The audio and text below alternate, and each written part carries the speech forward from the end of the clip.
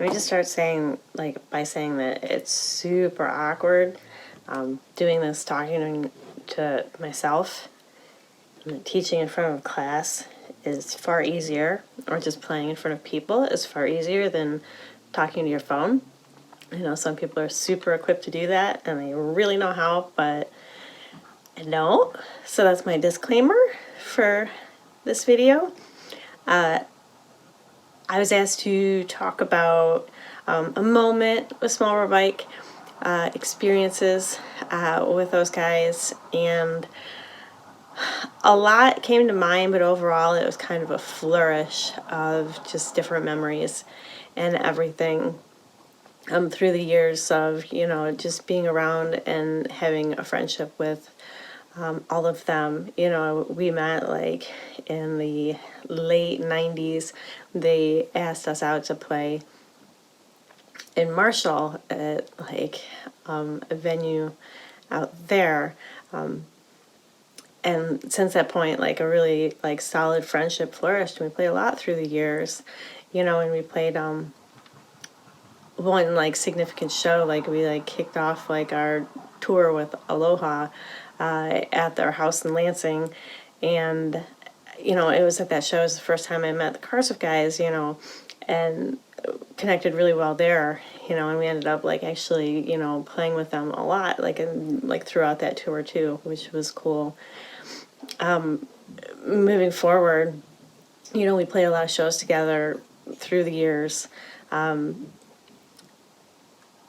then, we, Lovesick, asked Small Bike to play our last show, because they had just really become just a mainstay, within the music community and for us, in our friendship.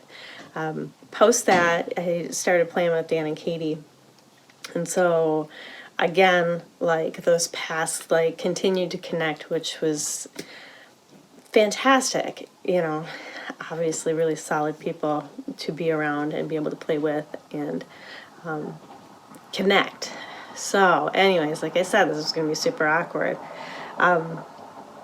Probably one of my favorites was the tour that we went on with them, that Charlevoix went on with Bike and Choke. It feels so long ago now, but we went south and we went west coast, California, on that tour, and it was mainly Dan and I, riding in the car together, because Katy and Mike were together, so Katy spent a lot of time in the van. And it was on one of the last days of the tour that we actually, we got hotel rooms, and we got 2 hotel rooms for all of us, which was fine. It wasn't anything unusual, clearly super used to circumstances like that. If, you play music, and I was lucky enough to get a spot on a bed, and it was with Trav. So Trav and I actually secured a spot on a bed, and he had warned me prior that he was a snorer, which is fine. I'm a snorer, it was no big deal, but I was super stoked to have, a spot to sleep. Was actually in a bed. And so everybody was stretched between the 2 rooms and on the floor and between the beds and everything. And we were in pretty rough shape, clearly. It's a lot of people, and you're towards the end of a tour. And Trav fell asleep before I did, and he definitely was a snorer, and he was a very loud snorer. I'm not trying to throw you under the bus in any way, Trav, but it was so bad that I actually ended up moving rooms after about 4 hours of trying to sleep, and I slept on the floor in the other room, in order to actually get some sort of sleep before the next day. Outside of that, it's just, they've been a really solid mainstay, for me over the past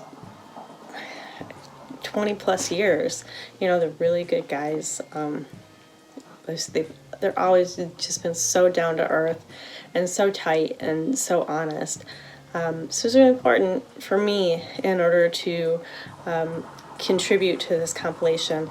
Trav is just an amazing dude, and he always has been, and he's just always been so funny, and just the biggest heart possible. So, alright, that's it. I'm done being awkward. I can't do this myself.